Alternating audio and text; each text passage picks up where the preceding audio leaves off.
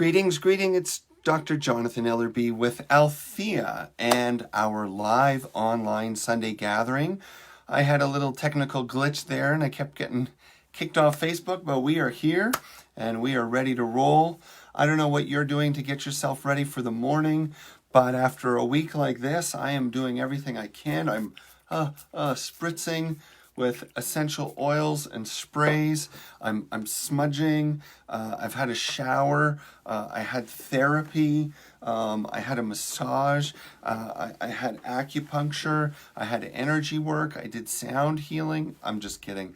I didn't really do most of those things, but woo, it has been a wild week for most of us. And there is lots to say and lots to discuss. So today in our Althea gathering, we are going to look at what are some of the significant messages and lessons that have come to the surface, not just because of the year, but really as a focal point because of what has been codified or clarified through the final weeks of this election process. We will also talk about how this signifies a change in the country, a change in our culture, perhaps even a change in our global consciousness. And then we'll close, believe it or not, all this today, we'll close with some practical philosophies and steps as we look at what is our way forward. We're going to do a couple announcements to begin.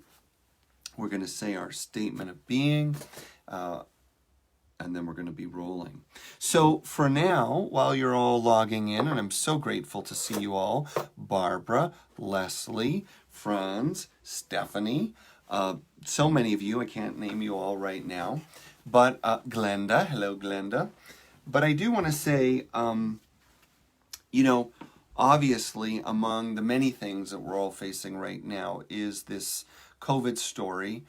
We know that in Colorado right now, the rates, the statistics are as high as ever, and in some cases higher. So that means that out of respect for our community, for our staff, for people that are obligated to use our building and don't have the luxury of not holding their work or events, we are going to be online until Thanksgiving. So the next few weeks, there is no live Sunday morning gathering. There will just be me in my basement, and hopefully I will come up with something clever. We expect to have some more guest speakers. And what else can I tell you? And our plan is that if things are stabilizing, that for Thanksgiving weekend, we will do a live in-person service. Let's not get into December yet or worry about that just yet, although I will tell you that this week we are launching the promotion for our annual Winter's Gift Gala event. So that is always a live in-person fundraiser critical to our future. This year we're going to be doing something different. It is going to be online, but it's like nothing, and I mean nothing, you have seen before from Althea.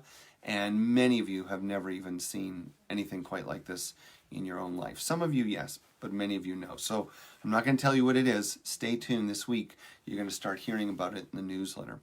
Some other things I have to note for you.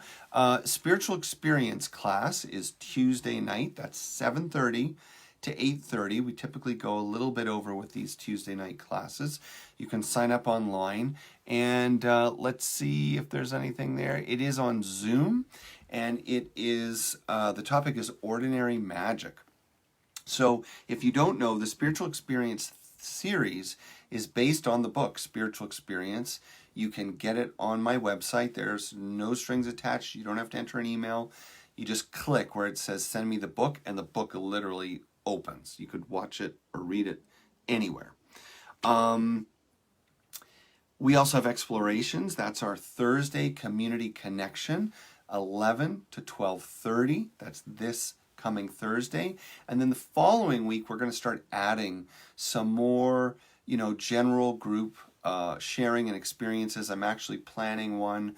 It's likely going to be Tuesdays around noon. People could jump in on their lunch breaks, and I may even have a surprise co-host. So there's a lot of cool stuff going on there. Also important to remember, donations.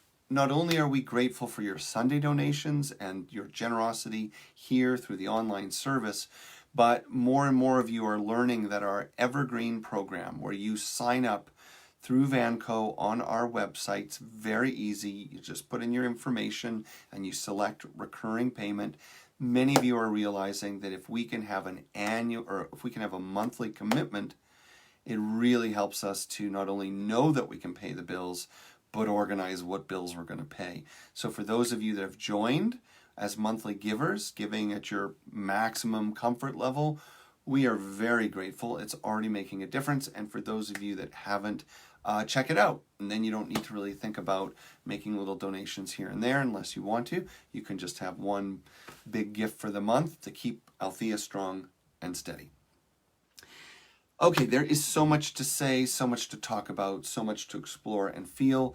So I'm going to suggest we slow down, and we're going to start off by closing our eyes, by sitting straight, sitting comfortably, but alert, connecting with our breath. And in this stillness, we are going to actually begin with our statement of being. So closing your eyes, sitting comfortably but alert. Before we even connect with that stillness, before we even connect with that silence, let us affirm God is all, both invisible and visible. One presence, one mind, one power is all. And this one that is all is perfect life, perfect love, and perfect substance. And we are individualized expressions of God and are ever one with this perfect life, perfect love, and perfect substance. Now, settling slowly into the expanding awareness of stillness and silence, connecting with your breath. Big breath in. Hold it a moment. Notice where you feel resistance, busyness, anticipation, breathing it out.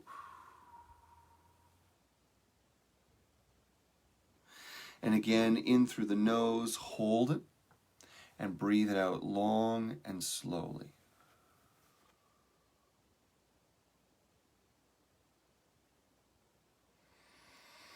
With each inhale, more gentle and yet full, the hold becomes less tense, less tight, and the exhale becomes longer, more complete. And allow yourself to let go. Just for now, let go of the busyness of your mind, the busyness of your heart, the busyness of the week.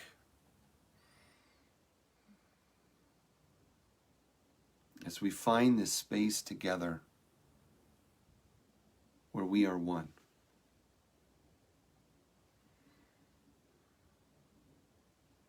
As we hold this space where there are no winners and no losers,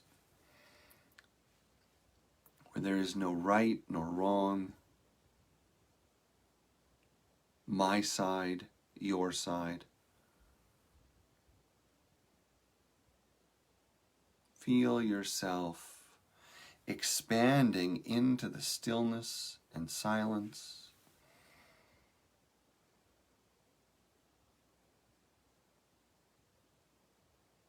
Affirming the vast energy, the vast truth, the vastness of spirit that always holds us, no matter what comes or goes.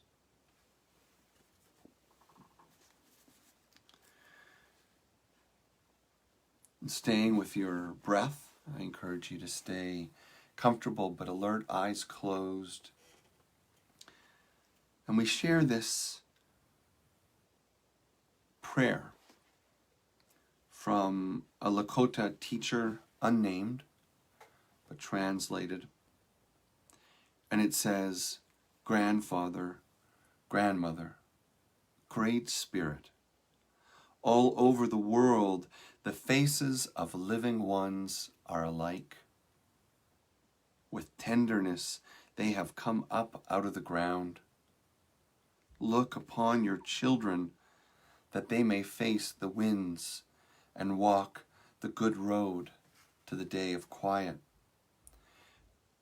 Grandfather, grandmother, Great Spirit, fill us with the light. Give us the strength to understand and the eyes to see.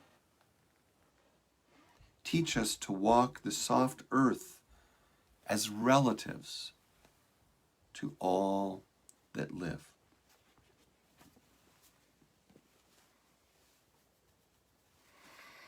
And when you're ready, I welcome you back. You can open your eyes. So, I thought I would start with a brief story. I think we've all had enough direct experience of emotion and drama that I don't really need to set the stage for today. But rather than talking first about our main subject of the day, which is the US election, I want to tell you about something that had a real impact on my life and how. And in a nutshell, it takes me back to the stories of my days in the Hamblecha ceremony, or what non-native people would call the vision quest. A period of fasting in isolation in the wilderness where you sit for anywhere from 24 hours to 4 days without food or shelter or water, and typically only with whatever simple clothes you have. For me, it would be a pair of shorts and maybe a blanket. And, many people in the Althea community have heard me tell stories about this experience with my adopted family in eastern South Dakota, and my adopted dad, who I write about in Return to the Sacred, and in that book, he's called Wanagi Wachi. So we'll just leave him at that for today. But many of you know who it really is. So the first part of the story is just to remind you of the joke, which is the way it all began.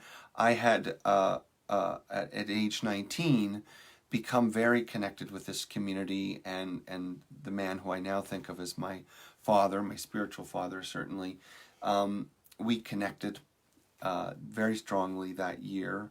And I went back for ceremonies to help with a healing that I was looking for, relating to a physical health condition, actually, that I had in my legs and feet. Well, that's not really the point of this story, except to say that when it finished, what he shared with me was, now that you've had this gift from the spirit world, you'll have to come back next year and give thanks through your own offering, like your own sacrifice of giving of yourself.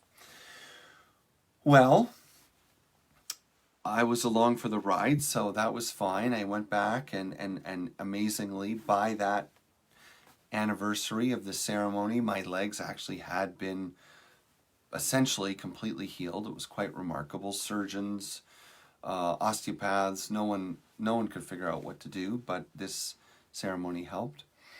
And after that first experience, which I can't remember, I think it was, I was probably 20 then, and it was probably from sunrise one day to sundown the next day. So one night, 2 days, sitting in a circle about the size of a queen-size bed, no food, nothing, no visitors, nothing, no water, nothing, no shelter. Whatever comes is what comes. And after that ceremony finished, I remember we were heading back into town. This happens typically in a wilderness area. And Wanagi Wachi says to me, you've completed this cycle, but you've also begun a new one. And that means that now that you've, entered into the tradition of hamblecha, the Lakota word for fasting or vision quest. He said, now you really need to come next year and do it properly, right? It's not just a thank you, but now you go for your insight and your healing and whatever. Again, naive Jewish kid from Canada, what am I going to say except, sure. So, came back the next year, and now it was, like 2 nights and sort of 3 days, and I brought family. It was kind of a big deal, and it was definitely not easy. Well, again, we're making the fast version of this story. Finish that ceremony, come back from the location. There's a big ritual involved. There's a sweat lodge. There's a feast in which I feed the people that have been supporting me. And again, we're making that trip on the way back to town from the countryside. And he says, well done. You've made your first step. And you understand that in our community, we do everything in 4s. So now that you've made this commitment, you'll be back the next 3 years to complete it. And I thought, is this some sort of a trick? Are we just making fun of the white kid? But at any rate, it was a powerful experience, and I was very much in love with my community, and whatever I needed to do, I would do. Well, let's fast forward. Year after year goes by. I'm pretty sure 4 have been completed, and there I am in the truck. Again, the same trip, heading back to town from the countryside. And that same conversation comes up. Well, son, it was a hard year, but a good year, and you're doing well to honor your commitments. So next year you'll finish up your 4, and you'll be done. And I remember thinking, I think I've done 4. There was the first one, and then there was the next one that was the start of the... Are you getting the idea here? Well, the next year, the same thing happened. I got to stop going into town in the truck, right? This is ridiculous. Every time I get in that truck to go back to town, I'm in trouble. 12 years later, literally 12 years later, 12 hamblechas, or fasts later. By that point, I was now what you would call a sun dancer, participating in another ceremony where fasting from food and water is a significant part of it. So what's the point of the story? The point of the story is that each one of those experiences was an incredible journey into myself and into spirit and into community. Each ceremony was filled with layers of meaning and learning and letting go. But there were definitely ceremonies, where the physical challenge was as hard as anything else. And while I must admit I've never really felt hungry ever in any of those ceremonies, there were times where it was 109 degrees every day, sitting in that circle with no shelter and nothing to protect myself from the sun but a blanket, which just made me hotter. And the experience of dehydration, the experience of being without water, the thirst for it, the feeling of my own saliva drying up till I couldn't even spit. I remember trying to gather enough in my mouth that I could spit or feel something, and my spit had almost become hard, like a ball of white goo that wasn't even moist enough to leave my lips. Now, why is this the starting story? Well, when you go through something like this, something that pushes you to an edge, in a container of meaning, instead of trauma, we stand at the edge of transformation. Now, this isn't, well, maybe this is the key lesson, actually. This is where we're going to end. When we experience something that pushes us to our limits and beyond, and we don't feel we can cope, and we don't have the resources to cope, and we feel overwhelmed by the experience, that is a pretty universal definition of trauma. And trauma can be something sudden, like an impact, like a car accident or an attack or an abuse, but it can also be slow over time, sort of a developmental trauma, if you will, where you perpetually feel overwhelmed by the uncertainty. You perpetually feel overwhelmed by the challenge, by hitting your limits and not feeling resourced to go beyond them. Amazingly, when you endure a similar kind of encounter of your limits, but are contained in a loving community and consciousness of meaning, then the same thing can be catalytic. The same thing can be healing. The same thing can be transformative. And so, as I went through all these experiences, not only myself, but also witnessing others, also helping others to do the same, one of the things that anchored itself in my consciousness was that feeling of knowing what it's like to live without water, to the point where I questioned if I could even survive another day. And of course, I did.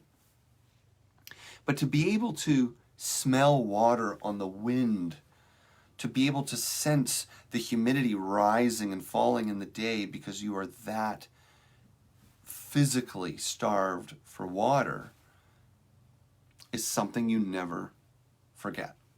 It's something I never forget.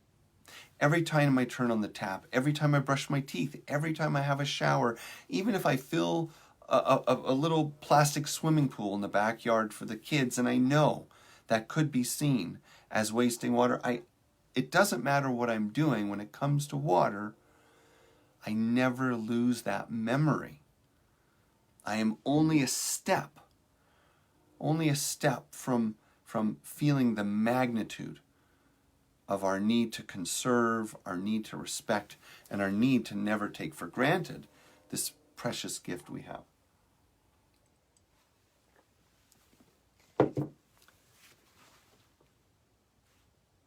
Do you see what I'm talking about? Are we talking about the election yet? Well, we are. You see, the starting point is, well, let me give you a great illustration of what the connection is. So, speaking of Wanagi Wachi, I remember back in May, pandemic, full-blown. George Floyd, full-blown. Election tension already brewing. And the world, especially the United States, was in crisis.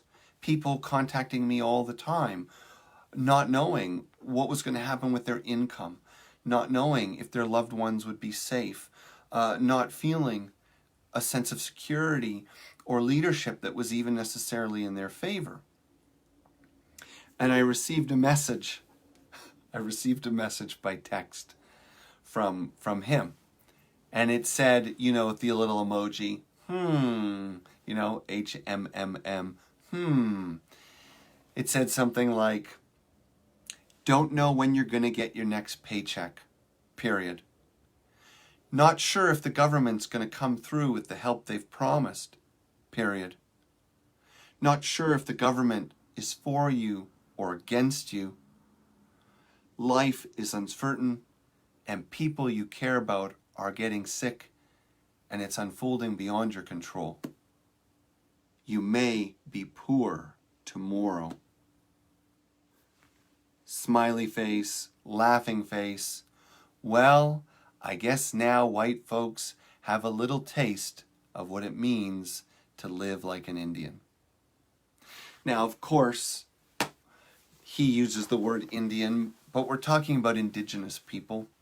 And really, the first thing that I'm pointing your attention towards is that in this country, in this year, if your eyes and ears were open, if your heart and mind were open, then you experienced a level of uncertainty, insecurity, and frustration that many people live with in this world all the time.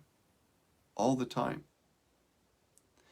It's something so difficult to communicate if you have lived your life as a visible minority, if you've lived your life as a woman, to communicate your experience to someone else who has the privilege that you don't have. You can describe it, you can talk about it, but until they experience it themselves, because they are living in another reality, another consciousness, another game, then what you say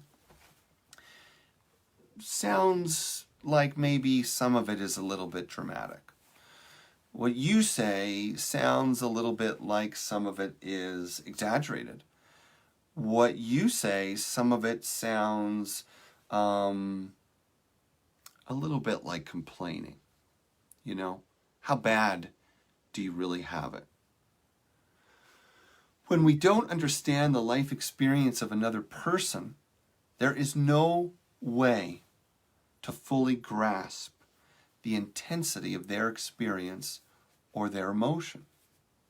And interestingly, to me, it doesn't even matter which side of the political fence you're on. This year, both sides experienced a lot of frustration, anxiety, and the fear of not being represented by the very forces put in place to guide and protect us.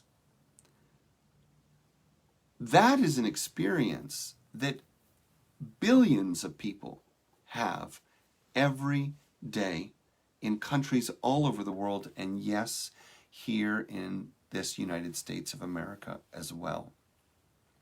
And so to recognize the experience of others is a very significant gift that we have the power to receive this year.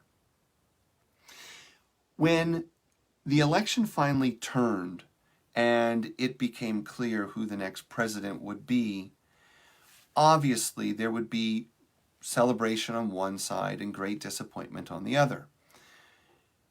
But one of the things that really struck me in the celebration is that if you paid attention to it, and unfortunately, if it wasn't a celebration you wanted, you might not have seen the celebrations.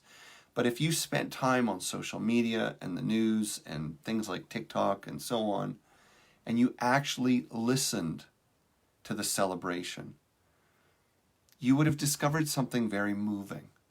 Something moving that would touch any human being with an open heart and an open mind, which is that the election signified something more than politics. It signified something deeply emotional, something deeply personal, that the celebration revealed just how much fear and anxiety some communities have been living with when they considered the possibility that a leadership might continue in which their families and their communities might not only not be looked after, but might experience tremendous loss and great suffering again. When generation after generation you look back and you see what your mothers, your sisters, your grandmothers, your ancestors of color have experienced, the idea that we might not move forward, but instead move back, that we might become more vulnerable, is terrifying. It is terrifying. And it is more than just living with uncertainty. It is living with a validated fear that we watch played out again and again over the course of this year as we looked at racial tension in the country. So my point is to say that it is important that we don't lose the lesson, that we don't go to the point of starving for water, as I did, and then go home to waste it.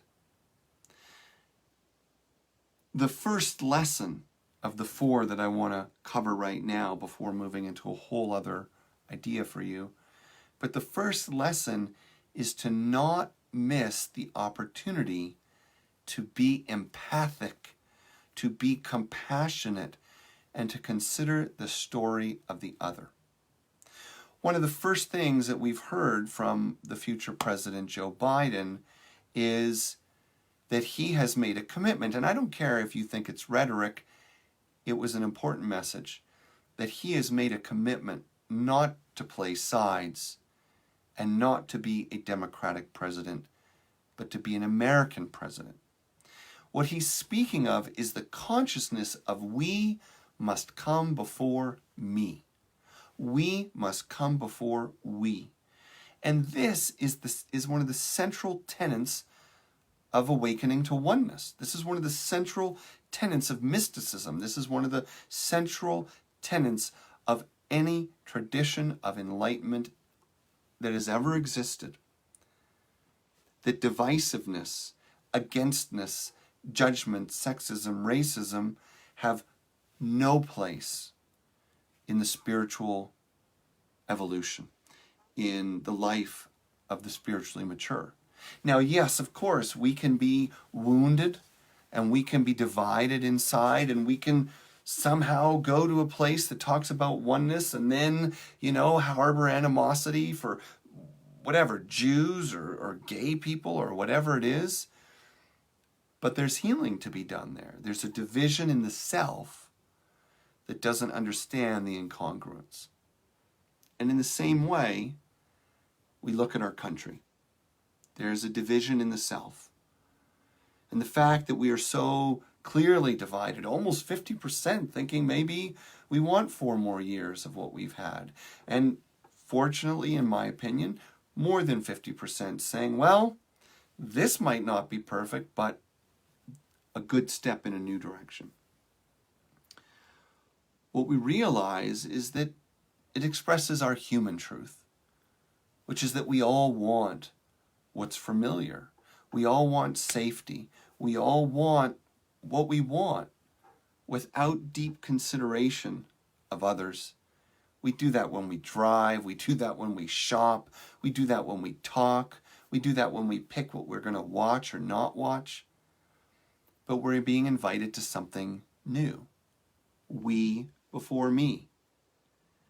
And we are hearing that, hopefully more and more across the country, and hopefully from both sides. And last night I was touched deeply. In fact, I was following more Trump supporters and exploring more Trump supporters last night than I was Biden supporters.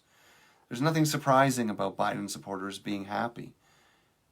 But to listen to the Vietnam vets, to listen to the blue-collar workers, to listen to literally burly men deep down in Texas say, hey, I had my candidate, I made my choice, I didn't win, but now I stand together with my country, not my group, not my people, not my movement, my country.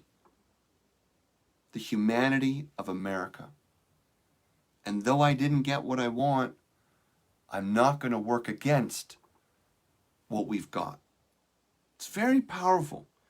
And it indicates a shifting of consciousness, not only in this country, but around the world. So the next thing, 4 things here. The first is cherishing our insight into the experience of others. The mask is probably the greatest symbol of it, of course, because in the end, it's not really about whether you agree with it or not. That's a self-referencing decision. Knowing that there are others who feel vulnerable, or all are vulnerable, or have simply asked you to be considerate, they're saying, I appreciate that you may not like it, and you may not agree, but would you do this on the behalf of others? We've had this exploration of the experience of others playing on our minds every day and powerfully over the last month in ways that I certainly don't remember in recent years. The second thing that comes out of that is to see that we are all vulnerable. All sides, all races, all colors, all genders, all people. We are all vulnerable in some ways. And yes, white men, wealthy white men, they feel vulnerable too. It's a human condition to feel vulnerable. It's not about facts. It's about feelings. It's about emotions. It's about how we relate to the world and the consciousness that we live from. So recognizing vulnerability in the world not only helps us to engage and consider the experience of others, but it allows us to touch a place of universality, a place of interconnection. One of the things that helps us move out of the divisiveness that stops us from appreciating the vulnerability of others or recognizing the experience of others is something that actually came up in a group that I was running this week. I have to give credit there, which is that one of the human frailties, and we've seen this too much so in recent years, is that we take feelings and we turn them into facts. And in some cases, we've even had leaders who will take feelings about something and state them as though they were facts. Now, there's really nothing wrong with human beings have feelings. We're built to have feelings. We should have feelings. We do have feelings. But to make that feeling evidence of something is not accurate. A feeling is only evidence of a feeling, of your own experience, your own history. Facts are kind of different. Facts operate by different rules, and clearly the scientific method. So what do I mean by that in particular? Well, what I mean is, if one of our great weaknesses as human beings is to make other people wrong based on our feelings, turning feelings into facts, those people are like this, these people are like that, my way is the only way, my way is the best way, whatever that sounds like, well, then we can learn right now that one of the keys to move forward in harmony is to do the reverse. When we struggle with facts, put them down and look at the feelings. Turn your facts into feelings, and you will find a quicker way forward to connection and resilience. Turn your facts into feelings. He's a this can be described as, I feel this about him. It's very different. One of the interesting analogies you can use, in fact, is the nonviolent communication program. If any of you have studied Marshall Rosenberg's work, this is a linguistic version of the same thing, which is to never speak in objective language or objective terms. You are this, you make me that, right? Blame, labeling, judgment, and turning feelings into facts, and instead you reverse it. When you do this, I feel this.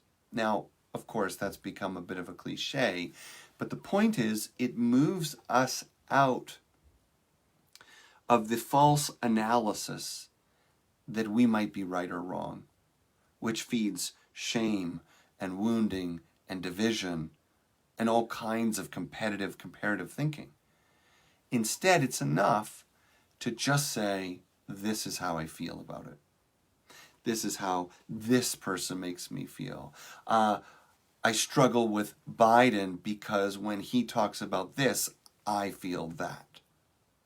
Which is different than saying he's a this and that will do the following. The truth is we don't have a clue. We don't have a clue what any politician's really going to do. We don't have any clue what any politician's going to let any other politician do.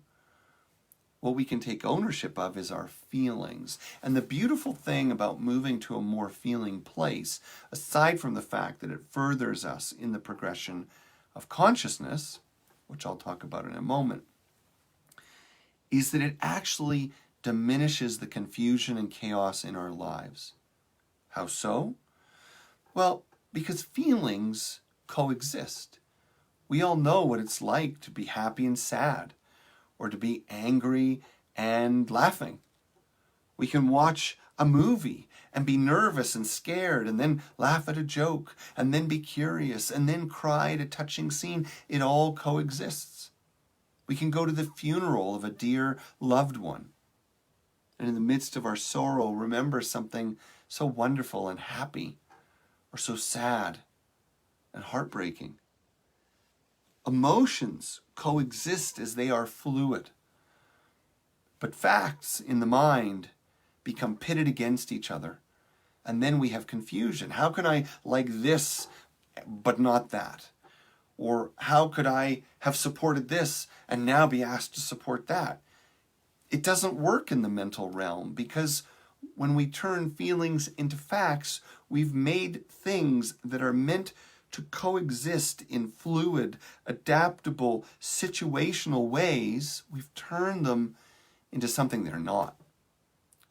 We turn them into nouns, something permanent, something righteous. And it doesn't matter who you are or what you believe or what side of the fence you're on, that's just a way towards living in despair. That's a way to create more despair in the world. You want to create a miserable life? Turn your feelings into facts. When people don't do what you want or live the way you want to live, if you want to suffer, stay right. Stay righteous. But if you want a deeper experience of your own life, your own humanity, your own joy, and you want to be a part of some betterment of the world, regardless of who's in charge, then take the things that you've labeled facts and just pay attention to how you feel about them. Be honest about that. There is always healing through feeling. To feel the emotion without acting on it is what the world is longing for.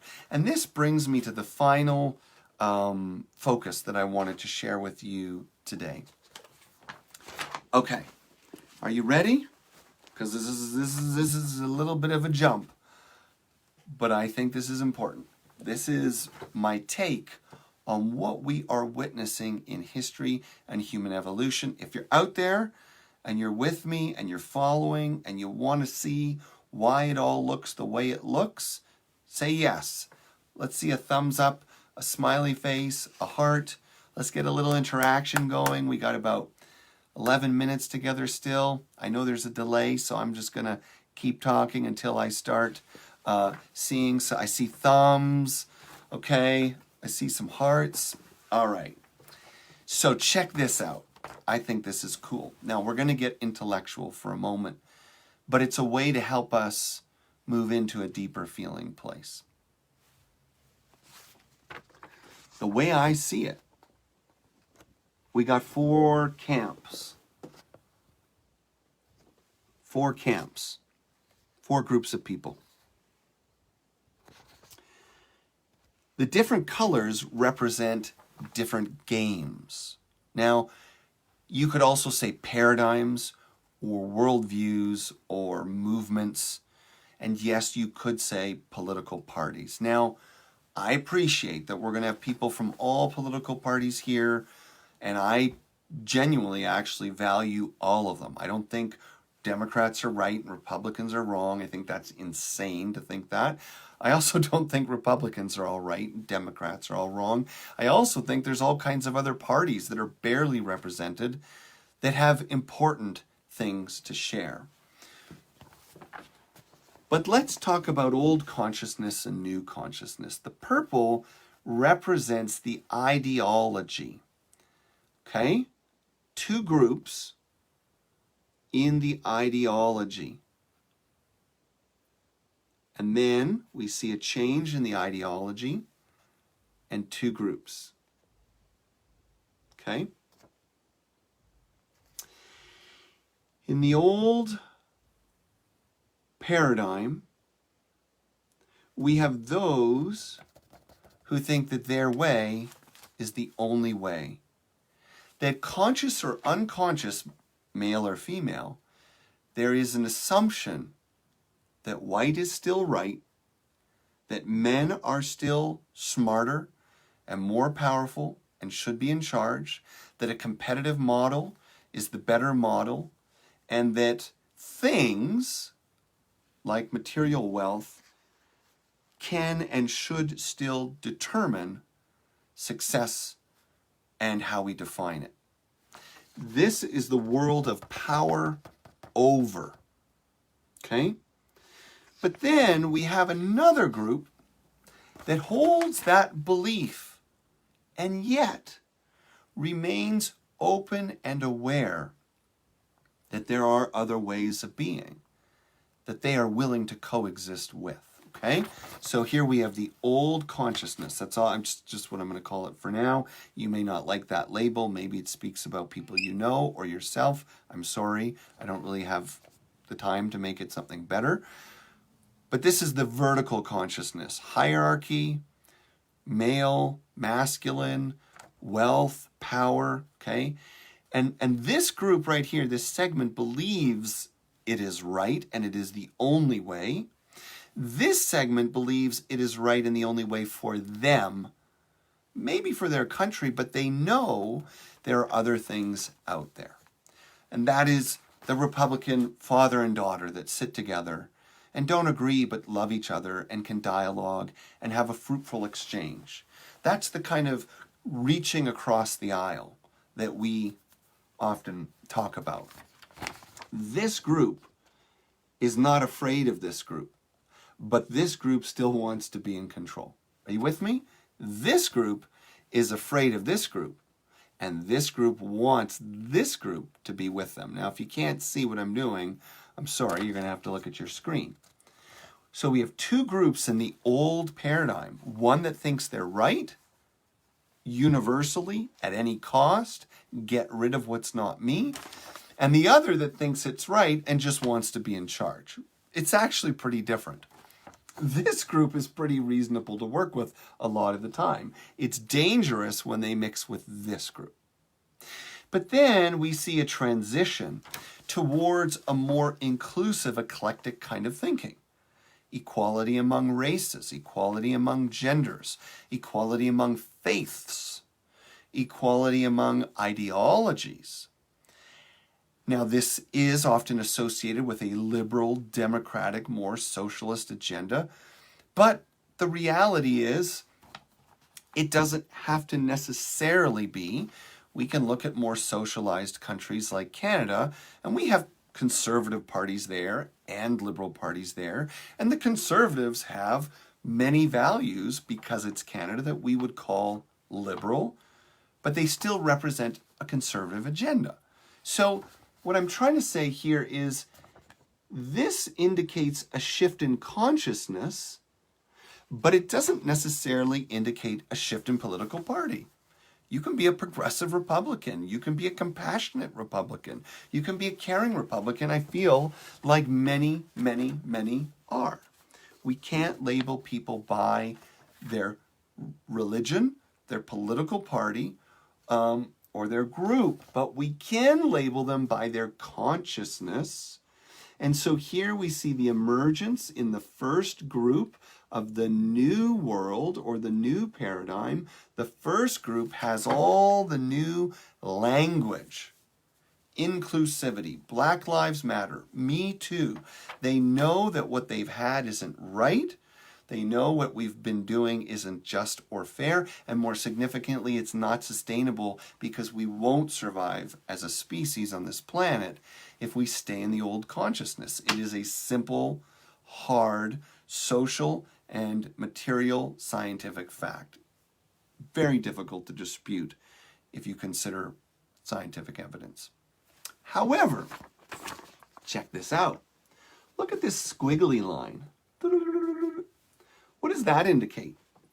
Well, that indicates the lived experience and the integration of the ideology or the new way of being. What does that mean? Well, check this out. This gets pretty cool. So here we have group 1 of the old paradigm, group 2, more willing to dialogue. So this is inwardly referencing. This is outwardly dialoguing, but still wanting power over. Then we move into the new consciousness that wants equality and freedom and so on. But look how they still ride above the old model, the old framework, the old habit, the old way of being. So what I mean by that is, that's when we hear people say, if you aren't for justice and fairness, I'm against you. If you're not for love, I hate you. If you don't stand for equality, then you are a lesser person. See what I'm getting at here? We all have something to learn and look at these days, because if we have been in this camp of wanting a better world for all, well, all includes these people. It includes the people you don't agree with. It includes people on both sides of the fence. If you want a better future for all, it means all, not just the all you like. That would actually make you like this group over here. So it's funny, but it's a typical phase of development in an individual learning a craft, in an individual developing a new life experience, like being married or having a child or taking on a new job. Your first phase of entering the new ideology, look at this, is always going to be self-protecting. It's going to be combative. It's going to be judgmental because it's not integrated yet. It's that vulnerability of not being integrated that makes us so horrible to each other. And yes, it's on both sides. It's on both sides. It's on any side of any issue. That's a very important thing to be aware of. That we can talk about liberty and freedom and justice for all, and then all of a sudden Biden's president, everything's going to be fine, and we go back to supporting a racist system and sexist companies and spending money without regard for the environment or how it affects our neighbors. We have work to do, all of us. Because the simple reality is that our journey of interconnection, our journey of spiritual awakening, is in fact the most practical one on the planet. For what it tells us is that the good of one is the good of all. That the real work yet to come is to make the leap from just sharing the beliefs and the words and the ideas that say we want a country where everyone feels heard and represented, even if they can't have their way. We want a country where no one is diminished and attacked just because of where they came from, regardless of their skin color, white or black or otherwise. But the only way to do it with power is together. Together. The only way to find peace in the journey is to move to the place right here where we return to that which is changeless. The changeless must be the root of the new future forward.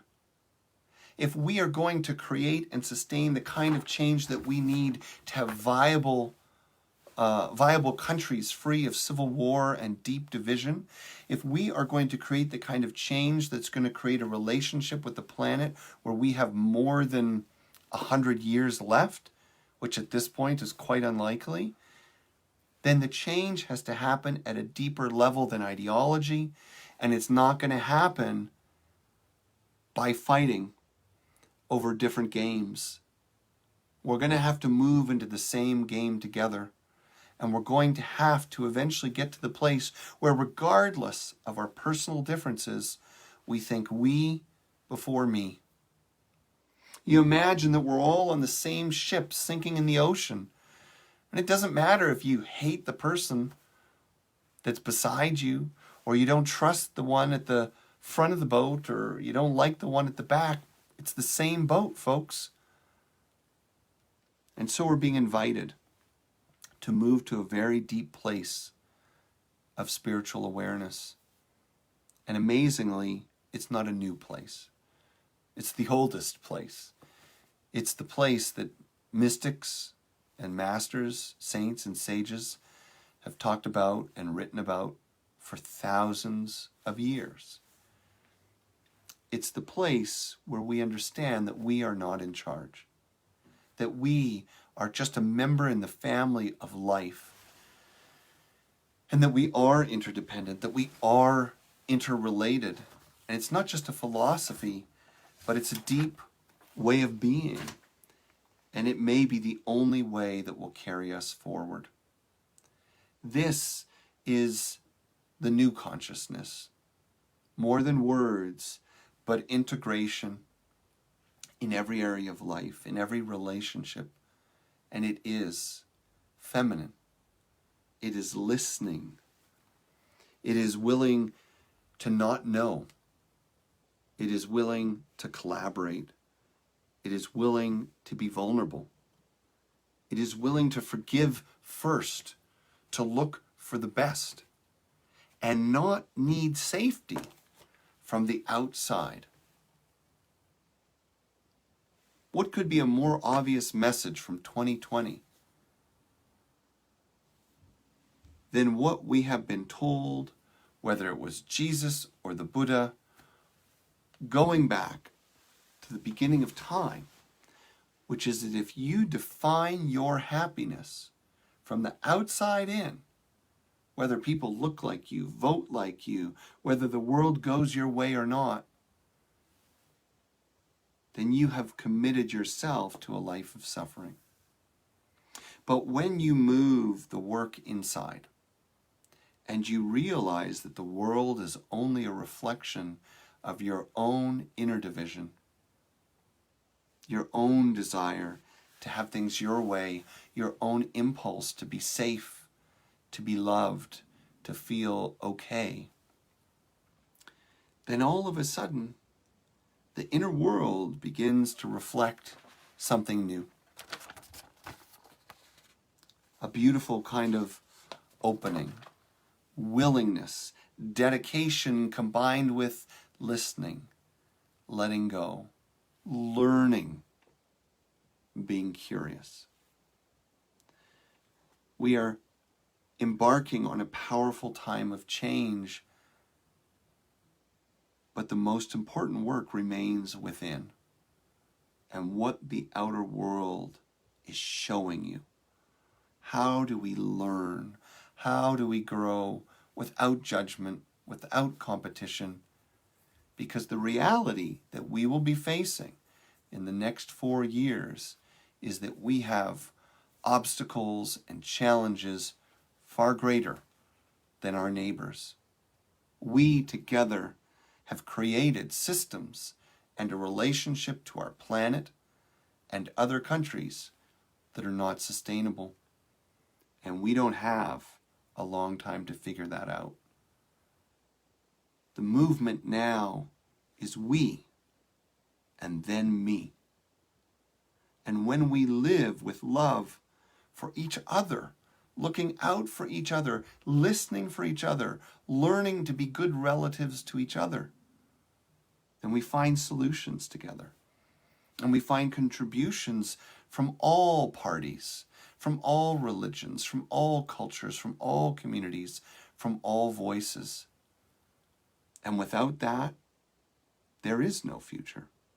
Without the African American voice, there is no future. Without the Make America Great Again voice, there is no future. Without the feminist voice, there is no future. Without the socialist voice, there is no future. Nature thrives in diversity. Period. Any biodiverse habitat, ecology, ecosystem is a thriving one. And this is the one we must choose ourselves.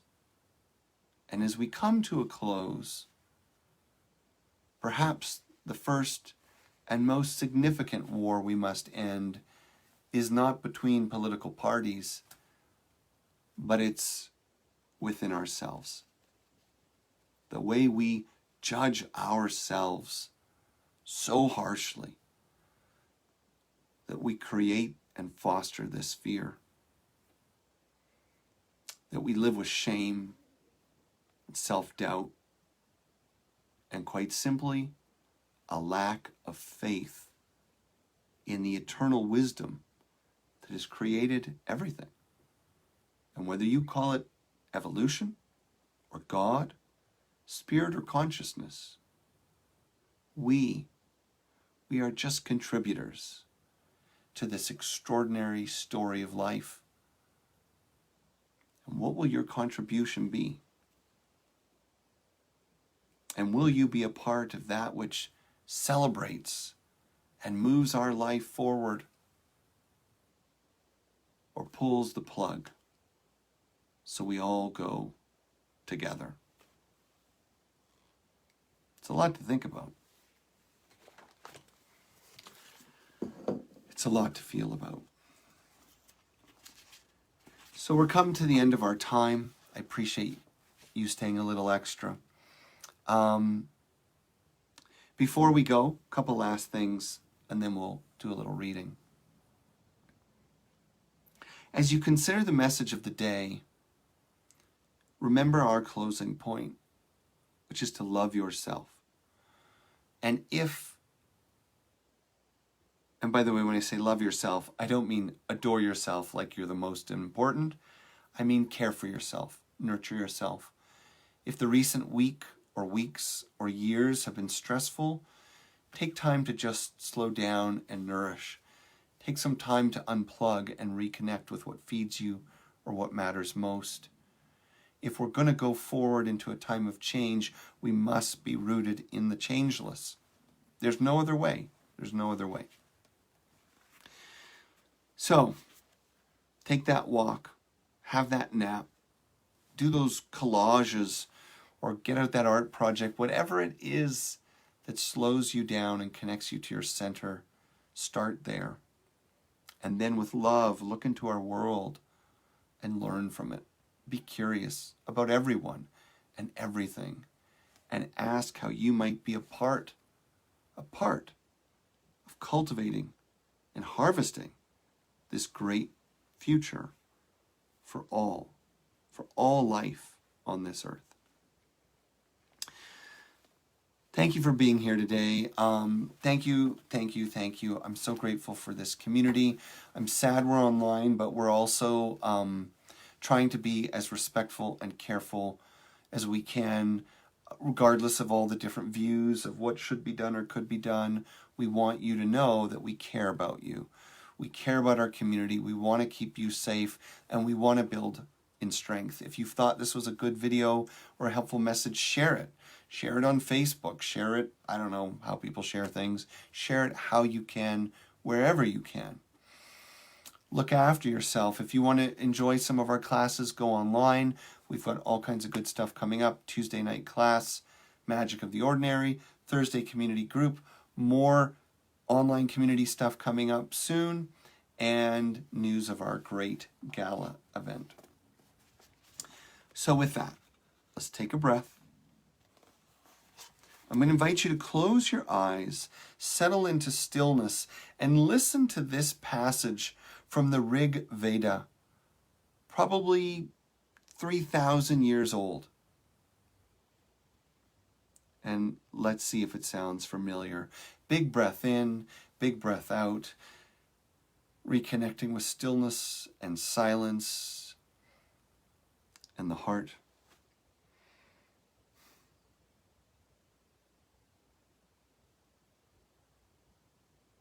Let us be united. Let us speak in harmony. Let our minds apprehend alike. Common be our prayer. Common be the end of our assembly. Common be our resolution.